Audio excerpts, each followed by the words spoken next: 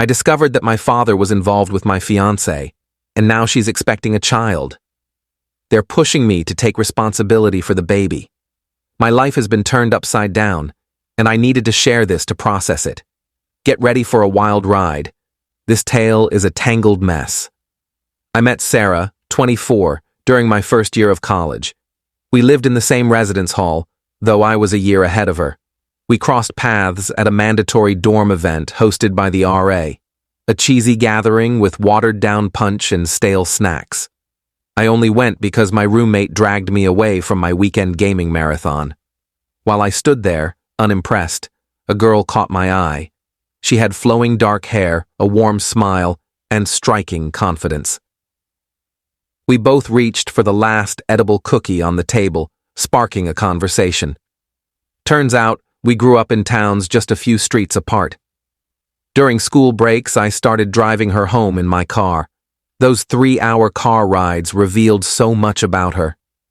After spending time together at school and on those trips, we became a couple. We both valued family, so it wasn't long before we introduced each other to our parents. I'd met Sarah's parents briefly when dropping her off. They seemed like good people. Her dad worked in carpentry, quiet but kind, and her mom was a school teacher. When I brought Sarah to meet my parents, my mom went all out, setting the table with her best linens and cooking a feast. My dad, Walter, 52, was overly enthusiastic about meeting her. I knew he had a habit of charming women when Mom wasn't looking, something I chalked up to guy behavior. When he met Sarah, he grinned and said, "So you're the one who's got my son head over heels." My mom shot him a sharp look, but stayed silent. Our families got along well enough, and I brushed off his comment thinking, she's half his age, no big deal. After college, I moved back home and took a job at a local plant. It wasn't flashy, but it paid well and had benefits. Working on the assembly line, shaping metal, I bonded with coworkers over beers after shifts, swapping stories about our bosses. My dad loved being the center of attention at family events, flaunting his latest purchases, a motorcycle, a boat, or some gadget tied to his midlife crisis. With thinning hair and tight shirts that barely hid his lack of gym time, he'd reminisce about his glory days, making sure Sarah heard every tale. "You should have seen me in my prime," he'd say, boasting about nearly going pro in his youth. My friends found it amusing, joking that Dad was still trying to prove he's got game. One night at a bar, my buddy Marcus spotted him buying drinks for women far younger than Mom. "Your dad's a lost cause," Marcus said. "Guys like that don't change." I brushed it off, knowing Dad's antics. Mom, after 30 years of marriage, seemed to have him under control. Sarah and I lived together for 3 years before I proposed. I took her to a lake where we'd had our first proper date after college. At dusk, I got down on one knee. She said yes, tears in her eyes, and we started planning a wedding for the next summer. We secured a venue, and Sarah's parents chipped in financially, which I appreciated. Caught up in my long factory shifts and dreams of our future, I missed warning signs. Dad started texting Sarah often, which I initially thought was him being welcoming. But it got odd. He'd contact her directly instead of me. Once, while I was in the shower, her phone rang. I answered, and Dad sounded annoyed, muttering something about a gift for Mom's birthday. When I told Sarah, she brushed it off, quickly changing the topic to dinner plans. Then Sarah started hitting the gym daily, a big shift from her occasional workouts with a friend. She bought new, form-fitting workout clothes and dyed her hair blonde from its natural brown. She even started wearing makeup on lazy weekends at home. I teased, "Got a secret admirer?" Her laugh seemed forced, and her expression was off. One day, I got off work early after finishing a big order. I came home to find the shower running at 4:30 p.m., unusually early. I called out, but Sarah didn't respond, maybe drowned out by the water.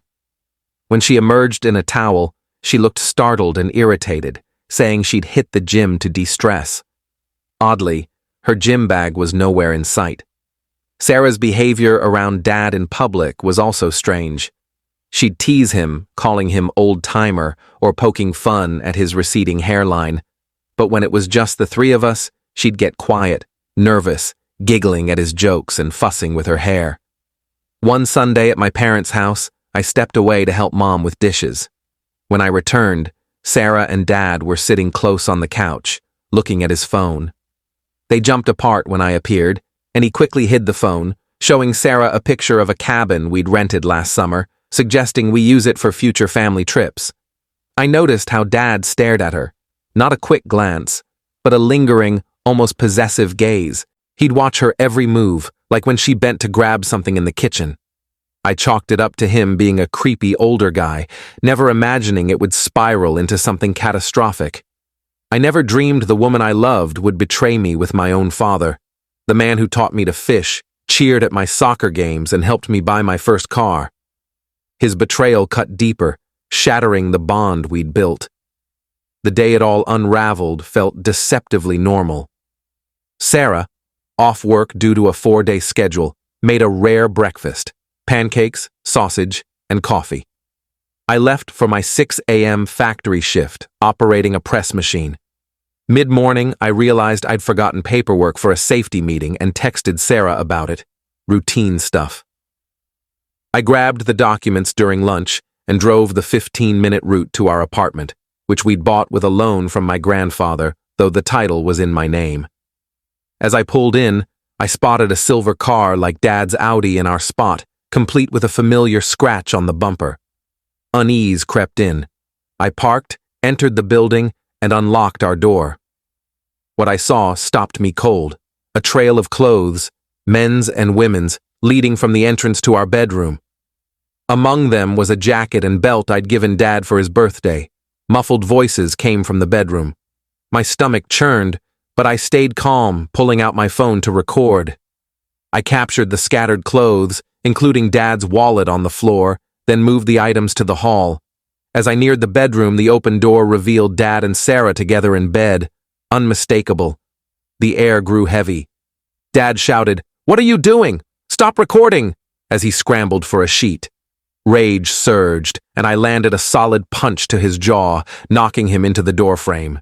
Sarah screamed, more concerned for him than for me. I stayed eerily calm, recording for another minute before switching off the light and saying, "You're no longer my father. You're dead to me. Tell Mom, because I will." Each word cemented the fracture in our family. I grabbed the papers and left. In my car, my hands shook so badly I could barely start it. I sat there, processing, as my phone blew up with texts from Sarah begging me to talk and Dad demanding a man-to-man conversation. I blocked them both.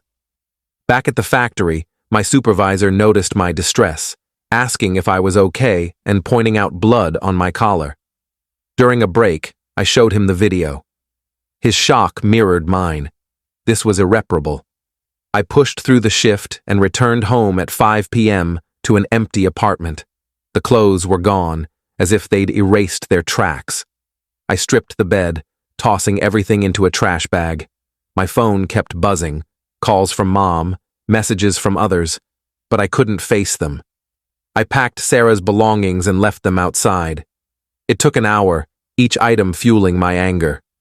After 6 years, wedding plans, and dreams of a family, learning she was with my father was devastating. When had it started? Since we got engaged? Before? 6 years? Gone. I couldn't legally evict Sarah since the apartment was her home too, but I knew she'd avoid confrontation and likely stay elsewhere, maybe even with my parents, a thought that sickened me. Then I remembered the ring, my grandmother's, given to me by Dad for the proposal. He'd said she'd have loved Sarah wearing it. The irony stung. I texted Sarah's parents, canceling the wedding. "I'm sorry, but the wedding's off. Sarah's been with my father. I caught them today. Her things are outside. Please pick them up." Her mom called, skeptical until I mentioned the video. She went quiet, apologized, and said they'd come that night. At 9 p.m., Sarah's mom and younger brother arrived. Her mom, tear-streaked, hugged me silently. They loaded Sarah's things and left without much talk. The next day, I went to see Mom after failing to reach her by phone. I rehearsed how to break the news. "Mom, Dad's with my fiancée." When I arrived, her car was there, but Dad's wasn't. A relief. But Mom stormed out, furious, yelling before I could exit the car. She called me violent, a disgrace, claiming Dad said I'd fought Sarah while drunk and hit him when he intervened. His audacity, painting me as the villain, was infuriating. I shouted, "Mom, Dad's sleeping with Sarah. I caught them in our bed. I have proof." Her face crumpled. I showed her the video. Watching her see it was almost worse than catching them myself. When it ended, she lowered the phone, devastated, and whispered, "Leave.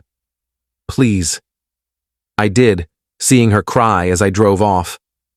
That night, I checked into a motel, unable to stay in the apartment. I turned off my phone and called the landlord about breaking the lease, 3 months' rent plus the deposit. I used wedding savings to cover it, signed a new lease across town, and took a rare sick day. My boss, supportive, told me to take what time I needed. When I turned my phone back on, notifications overwhelmed it. I only texted my boss that I'd return the next day and shut it off again. Days later, I decided Dad needed to face consequences. My grandfather, Arthur, a wealthy construction magnate turned real estate tycoon, was the key. Dad, his only child, was set to inherit his empire but never earned his vice president role. Grandpa, who'd cut off his own brother for betrayal, wouldn't tolerate this. I called Grandpa and told him everything, offering to send the video. He was silent, then agreed. After watching, he called, voice cold, asking, "Is this real?" I confirmed. He said, "I'll handle it." 2 days later, my cousin Matt texted from Grandpa's country club. "You won't believe what happened. Call me." Matt described Grandpa announcing at the club's veteran breakfast, "My son Walter is no longer with my company. He betrayed my grandson by being with his fiancée. A man who betrays his own son doesn't represent my family." The room went silent, Dad's face drained, his reputation ruined among the elite. Grandpa rewrote his will, changed office locks, and cut Dad's access. Dad learned this when his club membership was revoked. He called me, panicked, begging me to talk to Grandpa, claiming it was a one-time mistake. I told him, "You made your choice, goodbye," and blocked him. The satisfaction was immense. Mom later called. She'd kicked Dad out after seeing the video and filed for divorce. Grandpa's prenup included an infidelity clause, leaving Dad with nothing. He moved in with his brother, working at a convenience store. Mom sold the house and bought a condo, and we're slowly rebuilding our relationship, though her initial accusations still sting. I saw Dad at a gas station recently, gray, worn, aged beyond his years. He tried to talk, but I walked away. Sarah moved back with her parents, still texting me, claiming it was a mistake. 2 weeks ago, she called, crying, saying she's pregnant, unsure if the child is mine or Dad's. I told her I'd never raise a potential half-sibling and threatened legal action if she kept contacting me, then blocked her again. With a promotion to floor supervisor, better pay, and a new apartment, I'm moving forward. The longer commute is worth the fresh start. Grandpa's become my rock, sharing stories and giving me the wedding fund as an investment in my future. At 25, life's not what I planned, but I won't end up like my father. Thanks for the support and awards. Writing this has been cathartic. Please stop asking for the video. I'm already scarred enough without sharing it. Update. Life keeps surprising me. Dad's been ostracized, jobless, clubless, friendless. The divorce left him with nothing, and he's living in a rundown studio working retail. Mom's in a new condo, and we're working on our bond. Sarah's with her parents, still reaching out, but I'm done. Her pregnancy claim was the final straw. I won't raise that child. My promotion and new place feel like a clean slate. Grandpa's support and investment keep me hopeful. At 25, I'm rebuilding, determined not to repeat Dad's mistakes.